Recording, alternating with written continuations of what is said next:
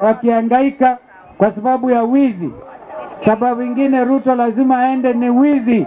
Serikali yake imekuwa na serikali ya wizi mtupu, mpaka duniani anapata sifa kama kiongozi mashuhuri Kenya wa Kenya ndio namba 2 kwa ufisadi dunia nzima. Na sisi ndio tulimweka huko, sio? Lakini sio mimi. Mimi nilikuwa na mwingine, sio? Mimi nilikuwa upande wa Martha Karua. Yule jamaa mwingine ameepa akainga kwa Kazongo. Lakini hiyo sio shida. Hiyo sio shida. Tutawang'oa hawa wote mpaka Kenya ipate uhuru kamili. Na sifa ya Kenya irudi mahali Kibaki na hata juzi Uhuru aliwaachia. Si Uhuru mwenyewe aliwaambia mjichunge. Nyinyi hamkusikiliza Uhuru.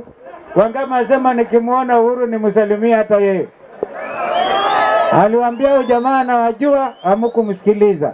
Lakini hiyo sio hoja.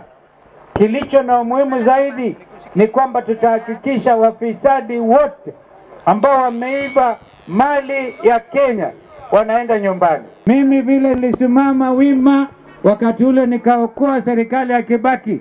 Sasa tunaungana na Rigiji na wenzetu wote tuhakikisha wa jamaa wanaenda nyumbani. Wangapi anasema Rigiji arudi asaidie kabisa, tusaidiane sisi pamoja. Kwa hivyo msiwe na uoga. Wakenya wasema hawatauziwa tena uoga.